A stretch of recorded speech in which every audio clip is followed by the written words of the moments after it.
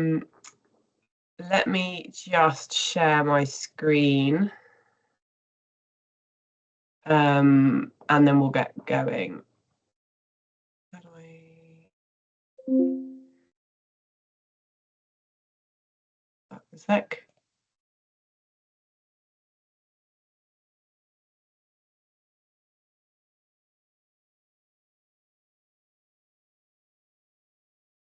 Right, tell me if that works. Is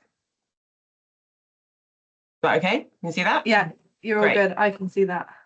Yeah, all good. Amazing. Okay, never quite sure how these things work. All right, so just to introduce what we're going to do today is sort of demystify the FIAS framework and be very transparent about the process that we're in at the moment. So I'm Fee Spotswood. I head up Project FIAS, and I work with Hetty, who I think you've all been in comms with. And I also work with somebody called Claire Sharp as well, who's not here today, but she's very involved at the moment. We've got other people as well working in Project FIAS, but this is us. And FIAS has been around for, I don't know, 3 or 4 years now. And Hetty said to me yesterday, she said, you've got to tell them why it started and where it started. So I am. So it started as a research project. I didn't intend or imagine that it would end up where it has. It was a genuine curiosity of mine that was about women's experiences in a sport that has been traditionally masculine. And from my own perspective, I was a very keen mountain biker. Sort of 10, 15 years ago, I used to race and write for different magazines that were around then, sadly aren't now, and then had been out of the game for, a good decade, having babies and so on. And I got into a conversation with a man who is very involved in mountain biking, and he told me very confidently that gender inequality was not a problem anymore in mountain biking. And I was like, oh, okay, well, that's great. I'm really pleased to hear it. But I'd really like, my curiosity has, it means I've got lots of questions about that. And what is it really like now? I'm sure things have changed, and indeed they have. But what is it like for women navigating, sports that were essentially brought to the UK by men, set up by men, publicised and promoted by men with an industry backing that was very male dominated? And although, yes, definitely lots more opportunities for women and women self-organising, which is really crucial part of the FIAS programme, what is it like? So it started out as a research project, and then we always kept our stakeholders very close. I didn't want to just do academic research that was going to sit on a dusty shelf somewhere or get published in a journal and no one read it.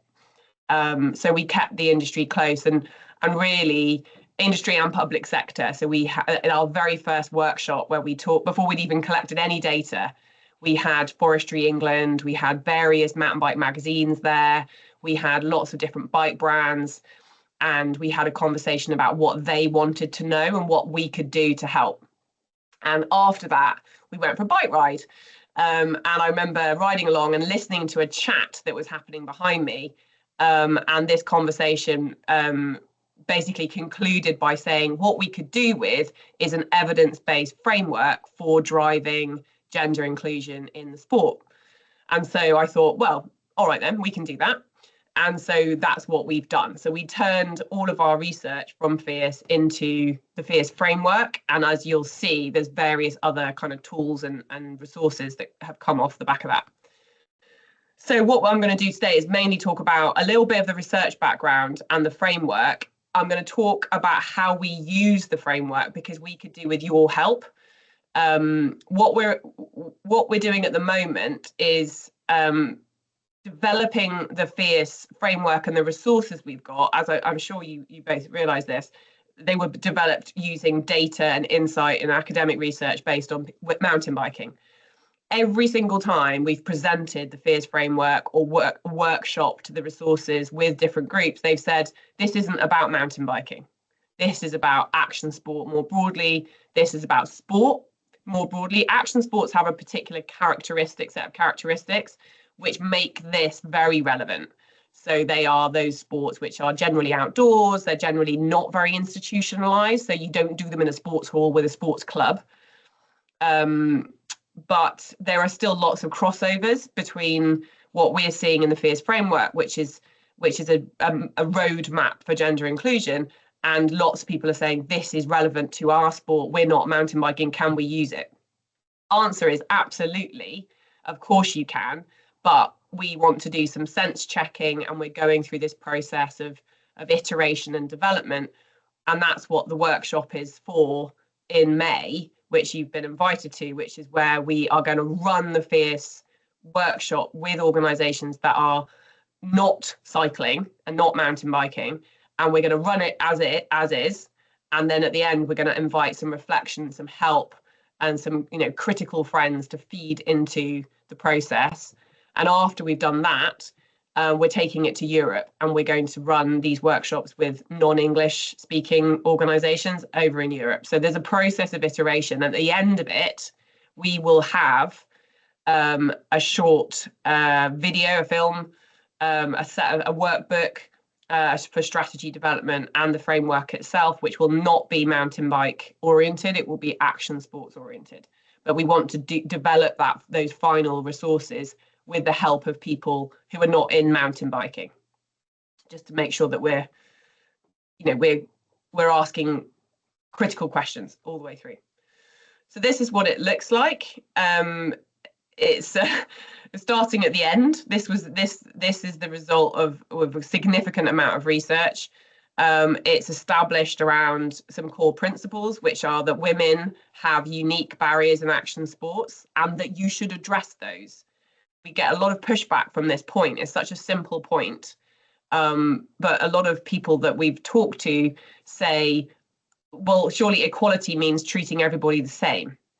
And our founding principle of the FIAS framework and our FIAS work is no, that we should not treat everybody the same, because women have a unique history in sport and in action sport.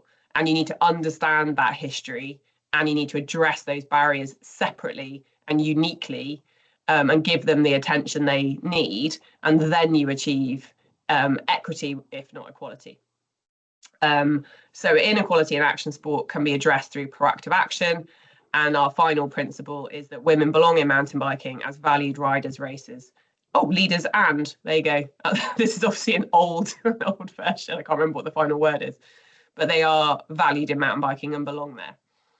And there are 4 parts of the framework, and each of these comes with a set of resources, a vision, and a set of strategic goals that are designed to underpin an organization's strategy. So we are not prescriptive in the FIAS framework for how it works, because we recognize that different organizations have different strengths and priorities. And the idea for this is to reinforce existing strategy. And we develop that kind of way of working because when we developed the FIAS framework, we did it in partnership with British Cycling, Welsh Cycling, Developing Mountain Biking Scotland, Forestry England, and IMBA. And each of those organisations does things differently. It has different types of resources, different governance structures, different teams, different special interest groups. And so we didn't want to be prescriptive, you must do this, you must do that. But what we've done is develop a set of guidelines, essentially, that then can be taken and used to prioritise existing organisational strategy. And that has worked really well, as we'll show you. So 4 parts. At the heart of it is building inclusive mountain bike community through women-only riding. So this is it's not about just creating space for women to ride on their own. It's about creating space for women to ride on their own as a pathway to inclusive communities. And we've done a lot of research about how women-only communities work. At the top is developing inclusive infrastructures, places and opportunities. So think about the rest of action sports culture, the places, the trail parks, the bike parks, the trail centres, the events, the stuff that is gender neutral, as in mixed gender, and that anyone can go to, but of course are in reality male dominated. And that is a way of thinking about what you can do to encourage, to make women feel welcome in those places. The yellow bubble is about leadership, role models, encouraging women and supporting women into positions of leadership at any level. And then the sort of khaki bubble on the bottom left is about marketing and media representation. So single track very much firmly fits into that. Very, very important and disproportionately important in action sports is its own media, because they are the gatekeepers of the sport. They define what people are talking about, what technology is new, what the aesthetic is, who gets to ride, and what people should look like. And we've done a lot of research that interrogates women's relationship with their legitimacy as members of mountain bike culture. And a lot of it comes down to, I don't see people like me. I'm not sure I'm doing it right. We've got a huge amount of research on that.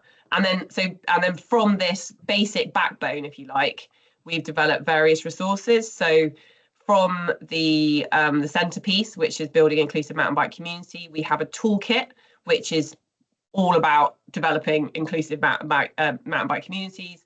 And that is, again, everything we do is evidence informed. So that's the result of a lot of research with women across the UK who had set up women-only gravel and off-road communities.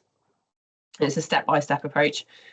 We have Gearing Up, which is specifically industry-facing, and it is about developing inclusive and transformative marketing and media content as a way of driving gender progress in the culture.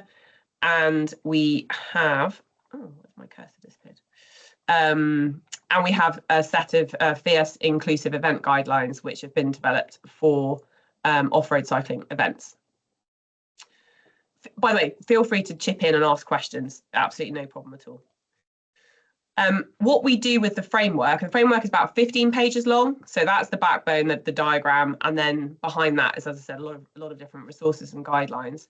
And what we do with the framework is people can use it, download it for free, and just pick their way through it. And I know organizations that do that, and they hold it up. I will say the framework is used in 3 ways. One, it is used by people who are sort of catalysts in their organizations already driving this agenda, and they use it to justify what they're doing. So they're already doing it and they just hold it up to their boss and go, look, this is why I'm doing it. It fits in this bit. The second way people use it is as we'd intended, really, which was this strategy development tool and process. And so they take it, and we've worked with the Luxembourg Ministry of the Economy to develop their mountain bike and gravel tourism plan.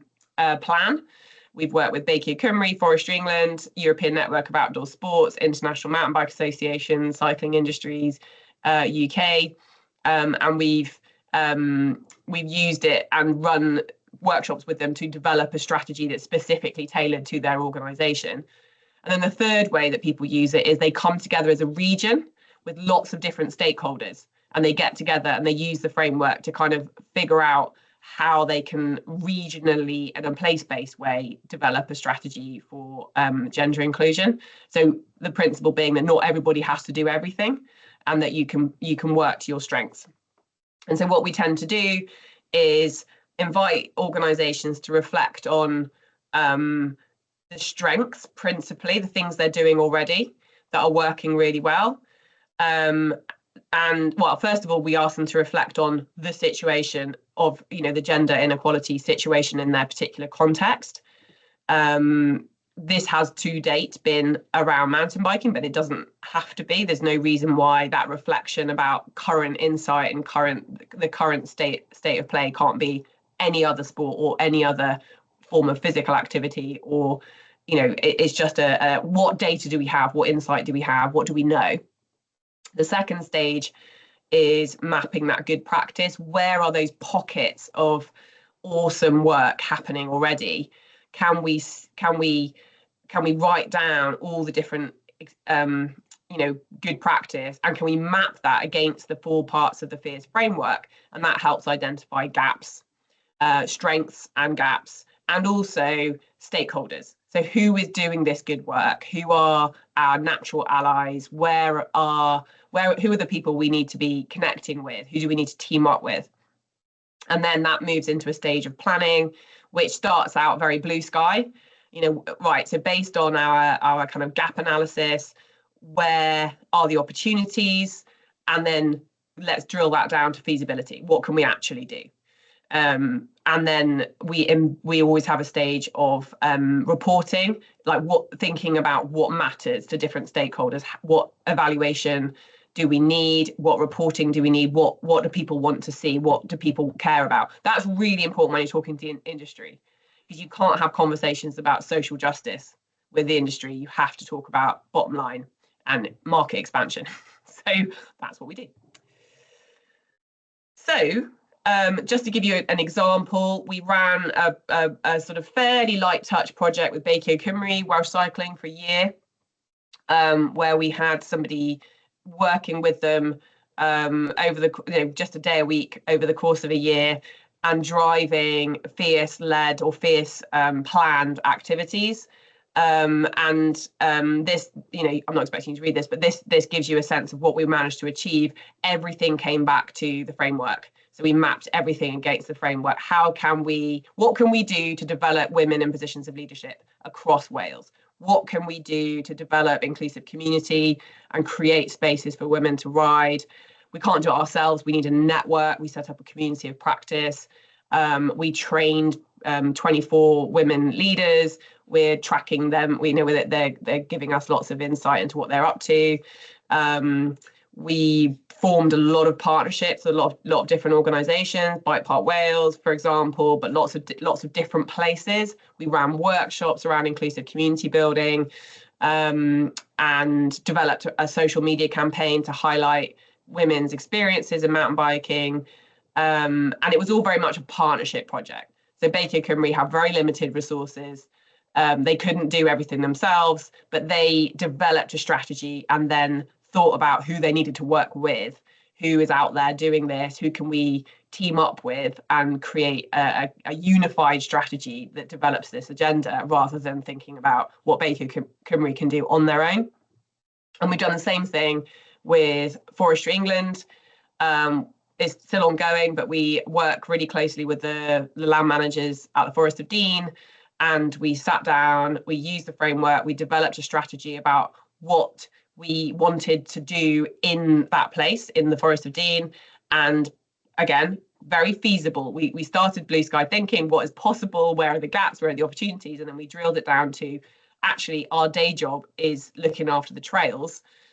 We need to be able to do this with partners, with collaborators, and we developed a really cool program. So you may have seen that the Hope Women's Enduro has gone to the Forest of Dean. That was part of the FIAS project, which is all about developing a really inclusive culture in the Forest of Dean, where women associate and know that they're not going to be outnumbered. They're going to feel like they're absolutely welcome in that place. So there's a women's takeover day on the 13th of June. That's the second year that it's been running. We've got the Hope Women's Enduro coming back.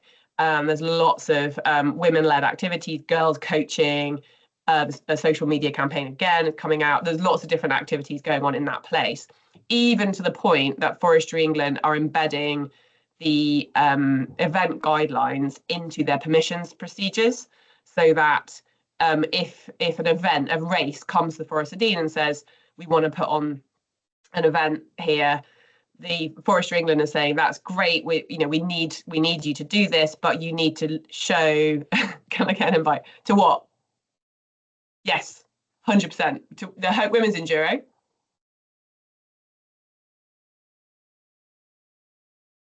Oh. Well, yeah, it's you just turn up, you just come, it's just register and you'll get all, yeah. It's all, say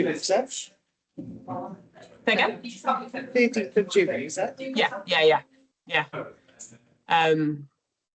So I think what I think is quite interesting is that they're building gender equity literally into their policies. So they're encouraging people to sign up to rent the land for events and races, but they're saying, this is what we believe in, this is what we stand for. We have subscribed to the FIAS framework, and if you want to run a race, then you need to be using the FIAS event guidelines to develop your event management plan. And if you can do that, we'll give you a discount. So it's really exciting and very implementable, if that's a word. I have to put this in because I'm an academic, but just to show that this is all based on research, lots of publications in academic journals, but everything that we've developed as the framework and the other resources that we've developed have come from rigorous academic research. So I'll talk very briefly about some of the findings in the research, because then you'll be able to see how that framework was developed. I've already said this, but the principles of our methodology in FIAS are do the research, but co-create the resources with stakeholders. So this is not a bunch of academics sat thinking they know best. We have discussed and iterated everything with people who work in sports development in a range of different sports, not just mountain biking, but there's been a lot of people involved in the development of the framework. So we did a whole bunch of research. It's still ongoing, probably interesting to you guys. We did over 60 qualitative interviews with women mountain bikers, and that's actually more than 60 now. We did lots of ethnography, so lots of collecting field notes and observation. We did also do focus groups and interviews with non-mountain bikers. So we wanted to know what people felt mountain biking was about from the outside. And we also did content analysis of 2 online mountain bike magazines across a 12-month period, one of which was Single Track. So that was quite fun. My colleague Martin did that. And so all I'm going to do in this section is go through the 4 parts of the framework. I'm going to show you the vision, the goals. Sorry, I'm going to show you the summary of the research and then the goals that came from that research so you can see how it was built. So first of all, inclusive community. Our research told us that women experience a deeper connection with mountain biking in women-only communities. These communities enable women to connect with the joy of mountain biking without self-consciousness, social comparison, trivialization, or subordination that they sometimes experience in mixed gender spaces. And for me, the most important thing is that these single gender, women-only spaces enable women to create their own version of mountain biking that isn't dictated by male gatekeepers. The loveliest men in the world cannot help but be gatekeepers because they dominate the space. And so it enables women to play by their own rules. And so we have, lots and lots of data. I just picked a nice juicy quote. I love the women's group. They're just amazing. The women I ride with are like, oh, that was really hard, or I'm really scared to do that, or that jump's really big, and I'd follow their lines as well. And it was an open dialogue of it's okay to be scared of something. And that has made me get so much better, so much faster. And I think what's interesting about this is that the emotional freedom that women-only groups allow is really important, whereas women told us that in mixed gender groups, they felt like they had to behave emotionally in a particularly prescribed way. They weren't allowed to be scared, and they weren't allowed to find things hard. And then in women-only groups, you're allowed to feel whatever you want to feel, but also you progress. So it's not about it being easy, it's about progression, but it's a progression on your own terms. And so the vision then is that mountain bike communities, which are central to mountain bike culture, have spaces for women only, and they play a really important role in offering local, visible, welcoming spaces to form connections, offer opportunities to develop identities as mountain bikers and feel like they legitimately belong, and offer opportunities for women to become experts, leaders, and role models. So they don't stay in women-only spaces. They're a starting point, and they offer pathways to other parts of mountain bike life. So, and then moving then on to leaders and role models, our research told us that women leaders in mountain biking are such a positive way of shaping decisions, practices, and organisations, and establishing role models for other women and men. So we're talking guides, coaches, volunteers, but also people like you who are existing in the different echelons of decision making. Particularly important in the media. As we've seen, a lot of our research has shown, that women feel very disconnected from mountain bike imagery, media content, and then the women's voices in those places obviously create a different type of content, and women are able to connect with it much more easily. So women in leadership roles accelerates the transformation of mountain biking towards better gender inclusivity. And this is just an example from my own world. This was an ad used to advertise a Thursday night ride out for my local trail association. I'm a trustee. There are 2 women on the board of trustees, but it just so happened that neither of us were there in the meeting when they decided on this image to be used for the Thursday night ride out. And it created a lot of pushback from the women in the group, various groups, who said, come on, this does not represent us. No new women are ever going to turn up to this Thursday night ride. It's already 80% men. We need to put women at the heart of this imagery in order to show them that they are absolutely welcome in this space. I don't need to tell you that. So the vision for leadership is that there is gender parity amongst mountain bike leaders working in all areas of grassroots sport, and that women form role models for girls and women on the fringes to show them that there is a life in this sport and they are absolutely part of the culture. Representational content is, our research told us that diversity of representation will challenge established narratives and contribute to the sport's inclusive culture, and plays a really big part in recruiting women and girls. So many women in our interviews told us that they never thought they could do the sport because it never occurred to them that it was something for people like them. Diversity, of course, also includes people of colour, different ages. I don't talk about that in the academic publications because the sample was so small, but I did interview some women of colour and some older women, not enough to be able to have a conversation in the academic community, but I can say it here. There's also, there are feelings of alienation from women of colour and older women who also feel ignored. So they say not only are women underrepresented in marketing and media, but those women tend to fit a certain type, a very sort of post-feminist critique. They are able, free, incredible riders, white, young, fit. So there are multi-layers of the problem. So I purposefully use the word diverse here rather than inclusive. So diversifying the representation of mountain biking does help build. It does help women build connections with the sport. It's not the only pillar. And I think a lot of the time when we talk about inequality in sport, it comes down to a conversation about image. It's really important, but there are other hooks, I think, which we can show with the framework. But crucially, diversifying the people who tell the stories will also diversify the stories that are told. We all know this, Marzocchi. It's really interesting, actually. This image is very old. It's from the 90s. And a lot of the women in our interviews mention this, even though they'd never seen them and they were too young to have remembered the ads.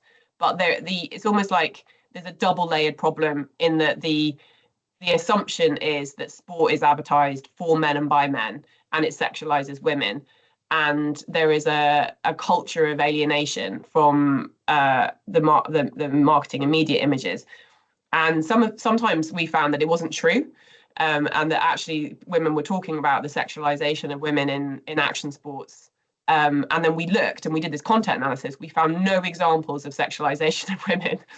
But it was interesting in its own right, is that women are hypersensitive and nervous around these kind of issues. And we found that when they engage with social media, women who sexualize themselves in order to get clicks and likes in social media in order to strengthen their brand ambassadorships, were also really critical, where they were really criticized by women that we interviewed, even though they recognized the fact that that was a catch-22 situation where they knew they needed to have a certain number of likes or a certain number of follows in order to get the sponsorship. They didn't like it. Women don't like it. They need authenticity. But we did find in our content analysis, so we did content analysis of Bike Radar, which is like a very review-based kind of technical outlet, and then Single Track, which is much more kind of lifestyle and much more mixed in its approach. We did find in both cases, although there was a lot of coverage of there was racing at Fort William that year, so there was a lot of coverage of women in the racing, and it was pretty neutral. And also in terms of kit and gear, that was pretty neutral. What we did find in the imagery was that there are 4 identities of mountain biker that have been established. The sort of the athlete and the risky riders and the jumpers, and then all the way down to recreational riders who are much more chill. And men featured evenly in all 4 of those identities, whereas women dominated the recreational, kind of the beginner, easier riding, or they were the proper senders. And so you do get this sense of there is still a very much a gender order in there, even though it's not sexualizing, it's not but it is definitely a gender order. And so I love this quote from one of our interviewees who said, that's the bit we don't show, that biking doesn't have to be. Biking has the ability to be everything, but we don't show that. So we don't show women in being able to bike in any way that they want to. They have to either be absolutely brilliant or they're assumed to be beginners. And this came out in the data a lot. So we have a very clear goal, which is the representational content. So marketing and media, which obviously is very overlapping in action sports, should affirm women's inclusion and serve to transform inequalities. And then finally, inclusive infrastructures, places and opportunities. This is really tricky. Women are outnumbered in action sport, often in sport, generally speaking. So when they go to a place or engage in an event or a race, they are outnumbered, and that can lead to very uncomfortable situations. And we have a lot of research that talks about women's feeling of lacking legitimacy, experiencing subordination, and being really nervous in these mixed gender spaces, when actually races and events, mass participation things should be wonderful ways to engage in the culture. So we have legitimacy or lack of legitimacy came out an awful lot. I asked all the interviewees whether they were a mountain biker. And even though in many of the interviews I've been for a ride with them first before the interview, a lot of them kind of apologized to me for not being a proper mountain biker because they weren't good enough, they weren't rad enough. So it's quite interesting, even though sometimes literally their bike was leaning against the tree while we had this conversation. And so our vision then is that places, infrastructures, opportunities, including events and bike parks and so on, should be designed with women in mind and proactively create opportunities for women to feel like they are welcome, legitimate participants in whatever form they want to be. And they should be designed and managed to enable women to participate on their own terms, not feeling like imposters. And so that's why we developed the event guidelines. So we use these, the insights we have that develop, that underpinned the FIAS framework, although I presented the findings here as though they were in the 4 categories of the framework. Of course, that's not how it came about. We collected loads of data, we analysed it, and then we iterated this and developed the framework from the findings. So what we do in our workshops is we don't talk about the mountain bike data.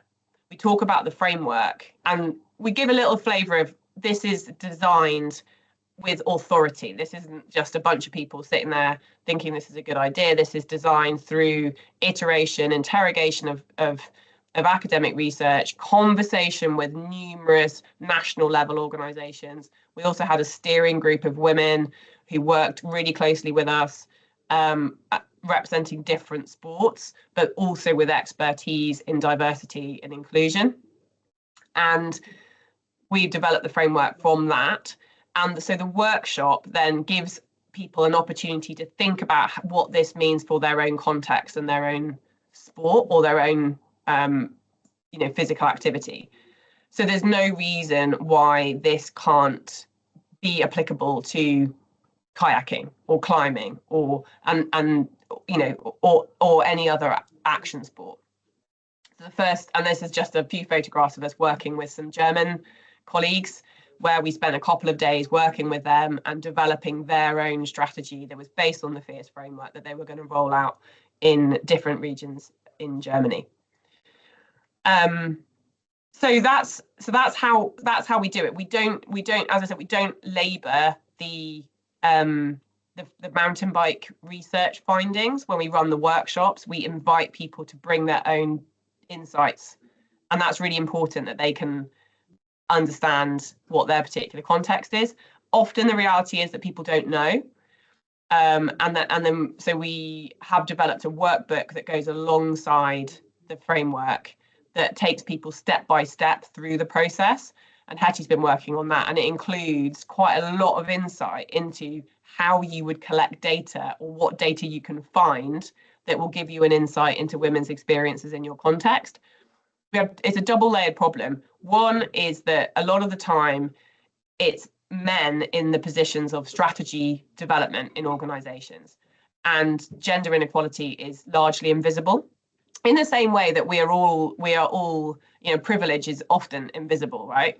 So although they want to make change and they want to see social progress, having a conversation about gender inequality is actually really challenging for men, and men are often in those decision-making roles.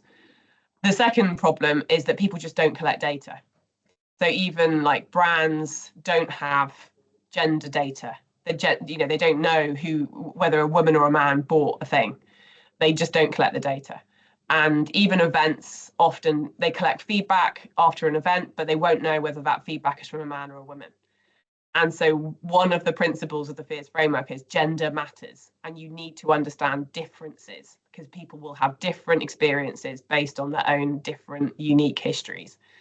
So it is really challenging that so we invite people to collect data or find data and think about what's going well and what's not going well, and what women's experiences are in the first instance. And then the workshop proceeds from there, and it's slow and reflexive, and gives people an opportunity to think about what this means for their context. And what we find is that although generally speaking, the end product of that workshop will be a kind of strategic plan that tackles all 4 areas of the framework, there will be parts of it which are more important or more relevant than others, often because of capacity. I remember running a workshop with Baker Cymru, and they felt that they could not have conversations about representational content.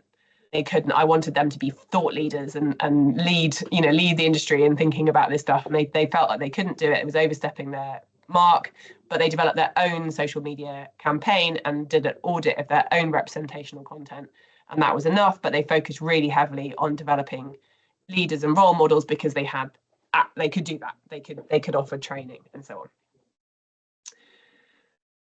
And then just finally, just to highlight that we do have other resources available. So we've got the Inclusive Community Building Toolkit, which again is free, and it enables, we run workshops for this, but this is very much about it's a different audience. So the FIAS framework we run with with organizations, and then the Community Building Toolkit is normally women who want to see change, and they want to set up communities, enable people in their local area to form a group.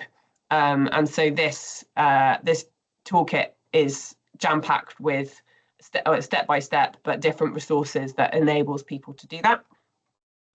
And we run workshops based on that, where we invite people to come together and bring their particular challenges. So sometimes it's because they want to work with teenage girls. We've had men come to these because they want to set up kind of mental health oriented groups for men as well, adaptive riding groups, all sorts. It works across beyond gender. We also have our event guidelines, so they're also available for download.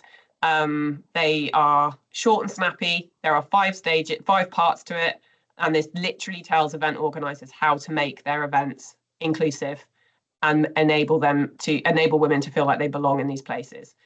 They are absolutely designed to be usable. There is a event assessment tool as part of that, which people can use and sort of audit their own event. And we've had great feedback from that. And then finally, there is Gearing Up, and this is the target audience for Gearing Up is the industry, marketing and media, mainly marketing, but also relevant to on the media side. And this is all about, essentially the end goal is to develop inclusive and transformative content, but it very much takes a step backwards and thinks about internal strategy, recruitment, who's making the decisions, who's developing the ideas, who's behind the camera, who's involved in, launching the brand and so on. And there's a bit of history of women's exclusion from sport in there as well, which is quite fun. And that is available. It's got its own website, gearingup.net. So that was a whistle-stop tour of the FIAS framework. I don't know if I demystified anything, but that was the idea. What we want to do now is include as many different organisations in workshops, FIAS workshops, framework workshops as possible, that are not in mountain biking. So we want to be able to include, climbing walls, paddle clubs, as in kayaking, paddling, not paddle tennis. But any kind of, surf clubs, hiking, trail running, any kind of other action sports that are not mountain biking, so that we can run the workshops with them. The exchange is that they will end up with an action plan for developing, gender equality in their club/sport/organisation. And we will then ask for their feedback and iterate the next version of the FIAS framework so that it is very much applicable and relevant beyond the limitations of mountain biking. I don't think it matters that the research that we've got that underpins the framework was in the world of mountain biking. I think I've had enough conversations with enough other people in different action sports to see that this resonates. We just want to make sure that the process of strategy development around these 4 areas works for other action sports without jarring. So it would be great to hear your thoughts on how to go about doing that. We've obviously got our workshop in May. We want to get as many people there as possible. We've got some really interesting organisations coming. Inevitably, what always happens when you offer these free events about gender and including women and sport is you get the organisations coming who are already doing an amazing job because they're interested in the subject. And so what would be great is if we could stretch this and invite organisations where they really don't know what to do next. That the orienteering clubs or the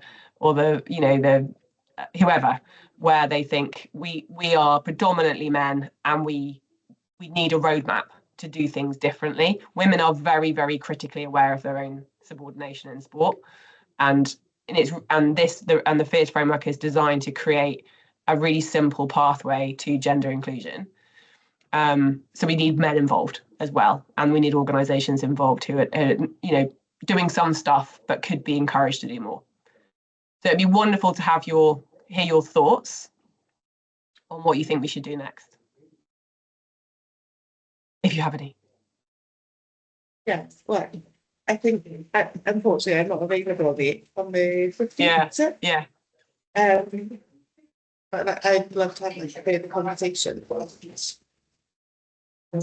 When I work with all the NGBs, and when you mentioned about having that regional approach, I think that's something that would work really well. So I'd be interested in having that further discussion about having a workshop in Westfield, but also maybe developing a framework. And I know you're focusing more on action sports, but I think there are so many crossovers with the recreational and just Yeah. Sports as well. You know, I play rugby, and there's so many things, you know, playing opportunities which would cross over, you know, still have outdoor sports, and maybe it's the outdoor sports rather than the action sports. Yeah. So that's, you know, it's just from my experience, but there's capturing, like, there's I don't know if you've done my rounders, they kind of taken like West Wales and a bit further on, because Wales don't have a rounders engineer. So they kind of created this, and it's like capturing why there's so many women who haven't been involved in sport for 20 years. Yeah. They're now coming back to play rounders, like capturing that. What are they doing? I think that can apply to other sports as well. And yeah, for me, I'd love to have a discussion around the recreational, with just physical activity level rather than just action sports, and Yeah. whether that's a, you know, a separate kind of thing. I can support you doing as well. Yeah. I'd be really interested in. Yeah, I think that works well. I think maybe we need, that's two really important points there. One is, can we make it even more generic, so that we're not, so that people, because what's really important is when you run a workshop, people see themselves or see their problem in the workshop. So we need to maybe make it even more generic as a plan of action, and also make sure that in the workbook, so we haven't obviously shared the workbook, but the workbook is under development at the moment. But there is the first section in that is this conversation about insight, but there needs to be something in there about regional level insight and regional level mapping, rather than just your club, your organisation, because that's, a lot of people use it. I've probably run more FIAS workshops with multiple stakeholder groups than in one organisation, and obviously the conversation's really different. So I ran one in Wales where we had probably 30 different organisations come. So the granularity of the conversation is not as good, not as deep, but there's a lot more sharing. So we're doing this. Oh, that's great. We can borrow that idea. We can scale that up. Can we team up? You know, so you get a different type of conversation. Whereas when we did it with British Cycling, we just did it with them, and they ended up with a different plan that was very detailed and very much about their, you know, structures and governance and priorities. So that's a really, really, really valid point. Both of those. I wonder if somebody would take it like to another level with them, like, for women working in that space as well. So like, how is that environment like, you know, you're making sure that we're all kind of having the same opportunities, you know, a lot of the time. Maybe not a lot of the time. Obviously, I haven't got the evidence off the back of my head, like off the top of my head, but like those lived experiences and conversations, like women don't necessarily put themselves in the same spaces because they might not feel they deserve to be in that space. Just, you know, so it's kind of like, how can we support the women who are making in this in that region as well. That's also really true, and one of the studies that underpins particularly gearing up. So gearing up has a large section on it about women in the industry, women's experiences working in the industry, because the research underpinning that was very much is with women and men, but the women, it didn't go in a direction that I thought it was going to go in. I thought it was going to be all about content creation and how we can develop different types of representational content. And actually the conversation was about work and what it's like to be a woman working in this industry and in this environment. And I think maybe we need to, and I know that through that conversation, I know that women particularly, use the FIAS framework to leverage action in their organizations where they are tired and fed up with trying to wave a gender equality flag, and it gets ignored because they are the woman, they are the only woman, or they are one of very few women in this space. So it enables them, it gives them a tool or gives them a language to be able to speak about something that's beyond themselves. So I know people have said this to me, in the research. So including in that workbook or in those, how you can use this and what women's experiences are in the workplace is actually really important, I think. Yeah, I think, like you said, then if we're using the same language, like consistently, like if it's just one place, if everyone's using a different language, then it might not get through. But if we're all using that same language, that makes the voice a bit louder. Yeah. And it's less easy to dismiss as you just, whinging or whatever. Yeah. Heather, have you got any thoughts? Just need to go away and have a little look at everything myself as well, because I'm kind of doing this on behalf of Bird Outdoors, which is the women's outdoors group in Manchester, and also the single track side. So I want to go and have a look, especially at the what was it called, gearing up and that sort of stuff. So yeah, just a lot of things to think about in a minute. But it was interesting that you mentioned surfers. I don't know why I didn't think of that as part of it, because I know some of the people connected in the northeast. So I'm going to get in touch with them and kind of pass the word around up there as well, because some of them might be quite interested in it. But actually, they're quite female dominated. And there's a lot of women that lead those groups and lead the projects up there, but they still might be interested as well, to get kind of another perspective on it. Yeah, I mean, we have struggled to recruit men to the conversation. I think gender equality or gender inequality as a kind of public narrative is in a really interesting place, because it's people are, there's a lot of conversation about it. There's a lot of public discourse about it. There's a lot of, a lot of women are very well versed in the subject and have got a lot to say and are very articulate. And I talk to men about this all the time, and men are really nervous about getting involved in anything to do, not all men, because we've worked with fantastic men who are all over this, but there is definitely a nervousness on behalf, men talk about this nervousness about getting involved because they don't want to get it wrong, or they don't want to say the wrong thing, or they don't want to upset people, and I can absolutely sympathize with that. And so what we haven't had is, even though we are offering a free resource to, a lot of men say, oh, we'd love to have more women come along to our, climbing club, whatever. There's definitely a recognition that they're not where they want to be, that, even the most sort of, progressive, we are where we are, women are doing so much more sport than they ever used to. And yet any night of the week you go to the climbing centre or you go to the surf club and it's going to be dominated by men. Like, we can do more. And even though that is absolutely recognised as a problem, men are not flooding to these workshops to figure out what the roadmap is.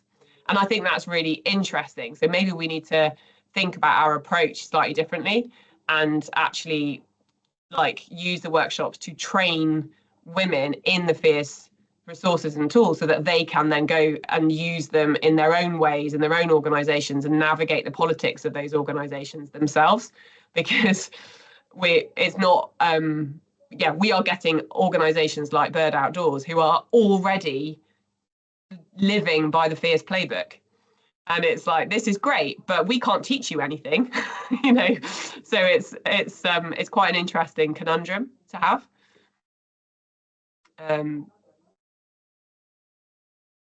Yeah, it was interesting as well what you said about the women in industry that come, because quite often they are the woman, and I am the woman at single track now, which it didn't used to be. There's been lots of female writers and editors, etc. over the years, but it's just come down to me, and I'm not technically on the editorial team, so I'm trying to fight from the corner a little bit with it. But yeah, I think it's interesting hearing from you looking at our articles and things like that as well, because I definitely think we can do a lot better than what we have been doing, and I think it's slipped a bit, and I think it's going to be useful to have this information to give to the team and say, look, this is what we can do with it, and this is how we should do it. And I think there's also a fear that it's just going to end up being a bunch of stories about being a woman on a mountain bike instead of, it's like, no, that's not everything. It's just people that tell their story from a slightly different angle. It doesn't have to have an agenda. We just need to have them contributing something so that other women can see them. Yeah, and it's a slow win as well. We had loads of feedback in the interviews about single track specifically, saying, I don't think the mountain bike magazines are rubbish. They're never written about women. They're never written for women. Obviously not single track. Single track clearly does things differently. And actually, single track wasn't brilliant in terms of the gender representation. Like, it was slightly better than the others in our content analysis, but it did have, at the time, a woman editor and a woman staffer. And you could tell because there was a diversity of and our interviewees often said, I do actually like single track. I do read it. I enjoy the photography. I enjoy the different approach to it. And it does count, whether it counts in subscriptions and whether it counts at that level. Who knows? I don't know. And obviously things change and hand is left and all the rest of it. So it's quite interesting. But I do know that, there are, it'd be interesting to know how you get on. I have had conversations with media outlets, should we say, where I have asked the question, do you set yourself as an organization, do you set yourself goals or guidelines? So have you got like an informal back of the envelope guidelines about how you represent women, or do you try and have some form of split each month that feels appropriate? And I was told in no uncertain terms by pretty much anyone I asked this question to that we don't have time for that. That's not a priority. Whereas I know I've interviewed editors from trail running magazines who absolutely do that every single month, and they say, we want to make sure that we've got this. It might not be 50-50, but there will be goals that we try to get different voices and different images. And if we've got those goals, then we make an effort to find that freelancer woman who can do the thing, or make sure we try and get a woman videographer to do the other thing. Otherwise, you just go to who's in your little black book, and that's mainly men, right? So it's challenging. It's challenging. I like what you said about the either the beginner or the elite, and like recognising and like having those on the in between as well. Just like whether there's something around that. Yeah, and I do think like there are a lot of similarities between the action sports world and the kind of more institutionalized sport world, but I think the representation side is the main difference, because obviously football, rugby, cricket, tennis, they're run through clubs. You can't sort of play rugby without being part of a club, like it doesn't. And so therefore the levers to pull to change the representation there are many more ways of doing that. And I think that's what we see in mountain biking. Like there is no representation of mountain biking outside its own little bubble. And so it carries a lot of weight, which is quite interesting. Whereas you do see lots of imagery of people having fun playing rugby that aren't, Ellie Kildune. Like there is a mixture in that. I think you could almost have like a consistent like baseline minimum standard not taken from this framework, and then you could always have strands then for your action sports throughout those to kind of tailor a bit more to those specific things. Minimum standard where we're all kind of following that thing language and say framework, and just to kind of get everyone working together. Really good idea. Right, I'm conscious it's the end of our allotted time, but thank you so much for your insights. We really appreciate it. If you have any thoughts, ideas, suggestions after this, feel free to get in touch. We appreciate any feedback. Much appreciated. Thank you, and it's great to meet you both again. Okay. Right, take care. Okay. Bye. Bye. Bye. Thank you. Bye. Bye.